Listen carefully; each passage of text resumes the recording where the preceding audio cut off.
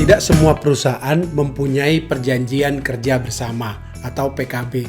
Padahal perjanjian kerja bersama ini sangat bermanfaat buat karyawan maupun buat pengusaha.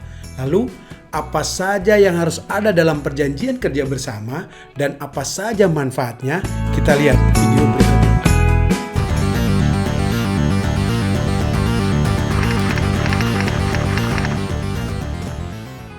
Pada video kali ini, saya akan membahas tentang apa saja yang harus ada dalam PKB dan apa saja manfaat dari perjanjian kerja bersama. Ya, sebelum saya sampaikan secara detail perjanjian kerja bersama, berikut adalah dasar hukum dari PKB. Yang pertama, Undang-Undang 13 tahun 2003 tentang Ketenagakerjaan. Yang kedua, PMK nomor 28 tahun 2014 tentang tata cara pembuatan, pengesahan, dan pendaftaran PKB. Yang ketiga, Putusan MK nomor 115 garing PPU Romawi 7 tahun 2009 tentang komposisi serikat pekerja atau serikat buruh dalam pembuatan PKB. Yang keempat, Konvensi ILO nomor 87 tentang kebebasan berserikat dan pelindungan hak untuk berorganisasi. Yang kelima, Konvensi ILO nomor 98 tentang hak berorganisasi dan untuk berunding bersama. Ya, ada 3 istilah peraturan dalam dunia kerja. Yang pertama adalah perjanjian kerja. Biasanya mengatur perusahaan dan individu pekerja. Kemudian yang kedua itu adalah PP, peraturan perusahaan. Peraturan perusahaan dibuat oleh perusahaan untuk seluruh pekerja.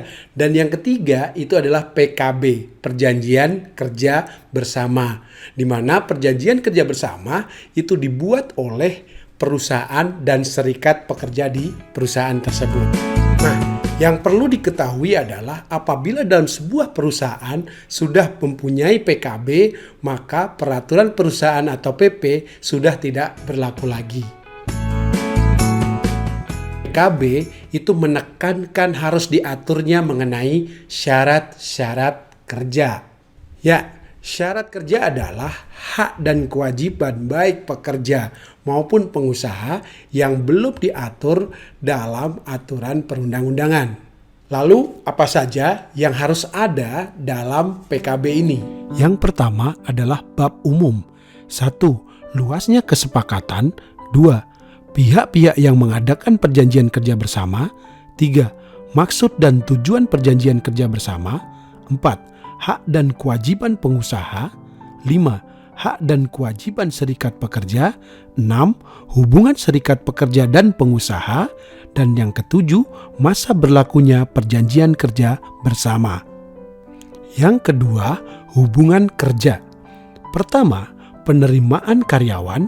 Yang kedua, pengangkatan karyawan. Yang ketiga, penempatan karyawan. Dan keempat, pemindahan karyawan. Yang ketiga adalah bab hari kerja dan jam kerja. 1. Jam kerja. 2. Kerja lembur. 3. Perhitungan lembur. Yang keempat, bab pembebasan dari kewajiban kerja. 1. Cuti tahunan. 2. Cuti besar. 3. Hari libur resmi. 4. Izin meninggalkan pekerjaan. Dan kelima, istirahat haid, istirahat melahirkan atau gugur kandungan. Yang kelima, bab pengupahan. 1. Pengertian upah. 2. Komponen upah. 3. Cara kenaikan upah. 4. Pembayaran upah. Dan 5. Tunjangan-tunjangan. Yang keenam, bab pengobatan dan perawatan. 1. Poliklinik perusahaan.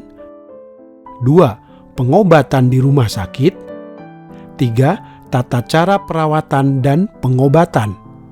Yang ketujuh, keselamatan kesehatan kerja atau K3. 1. Prinsip-prinsip K3. 2. Alat pelindung diri.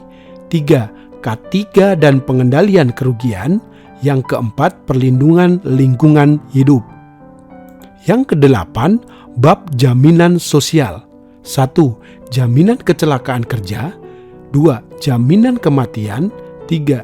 Jaminan hari tua. Dan keempat, jaminan pensiun. Yang kesembilan, bab kesejahteraan. 1. Fasilitas makan. 2. Program tabungan. 3. Penghargaan masa kerja. 4. Program tabungan. Kelima, penghargaan karyawan teladan. 6. Tunjangan-tunjangan. Dan ketujuh, fasilitas ibadah dan olahraga. Yang kesepuluh, bab tata tertib. 1. Disiplin kerja. 2. Aturan kerja. Yang ke-11, bab penyelesaian keluh kesah. 1. Bersifat umum atau prinsip-prinsip. Yang kedua, tata cara penyelesaian keluh kesah. 12. Bab pemutusan hubungan kerja. 1. Pemutusan hubungan kerja. 2. PHK atas permintaan sendiri. 3. PHK karena pensiun dipercepat. 4. PHK karena pensiun. Dan 5. PHK karena meninggal. Nah, kalau tadi sudah dijelaskan mengenai apa saja yang harus ada dalam perjanjian kerja bersama, sekarang kita lihat apa manfaatnya PKB atau perjanjian kerja bersama ini. Yang pertama adalah baik pekerja maupun pengusaha memahami hak dan kewajibannya masing-masing. Yang kedua adalah mengurangi timbulnya perselisihan hubungan industrial. Yang ketiga itu adalah untuk menciptakan ketenangan kerja. Karena apa? Ada sebuah kepastian hukum pada saat kita bekerja. Yang keempat, pengusaha dapat menganggarkan biaya tenaga kerja atau sering disebut dengan labor cost. Demikian video kali ini, semoga bermanfaat, dan untuk membahas secara detail bab per babnya dalam perjanjian kerja bersama, nantikan video berikutnya. Oke, maju terus anak-anak Indonesia!